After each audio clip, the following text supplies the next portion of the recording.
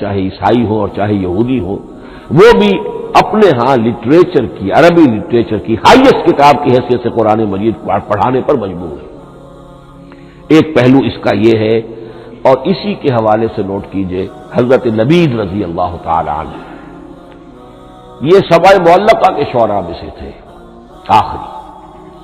عربوں میں چونکہ اس کا بڑا چرچا تھا شاعری کا، تو ان کا جو سالانہ جشن ایک ہوتا تھا، اس میں وہ بہت بڑے بڑے شعراء سب جمع ہوتے تھے، اپنے اپنے قصیدے پڑھتے تھے، اور جس کا قصیدہ سمجھا جاتا تھا کہ سب سے اعلیٰ ہے، سب سے بلند ہے، سب سے عمدہ ہے، اب اسے اس سال کے لیے وہ گویا کہ ملک الشعراء اس کو مانا جاتا تھا کہ یہ شاعروں کا بادشاہ ہے، اور تمام شاعر اسے سجدہ کرتے تھے بالفعل، اور اس کے قصیدے کو کعبے کی دیوار کے ساتھ ٹانگ دیا جاتا تھا، معلق کر دیا جاتا تھا۔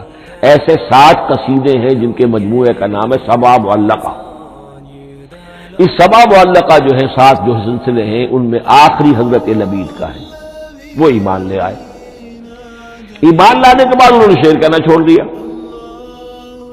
اس پر حضرت عمر نے ایک دفعہ ان سے کہا کہ لبید اب آپ شعر نہیں کہتے۔ ان کا جواب تھا ابعد القرآن، کیا قرآن کے بعد بھی کسی کے لیے کوئی موقع ہے کہ وہ کچھ کہنے کی کوشش کرے؟ فصاحت اور بلاغت کی تو معراج قرآن مجید ہے، وہ آ چکی ہے۔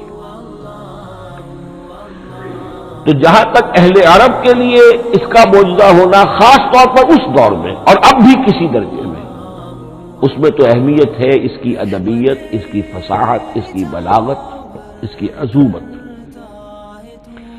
دائمی اور ابدی یہ کس اعتبار سے موجودہ ہے عہد حاضر میں اور غیر عرب لوگوں کے لیے۔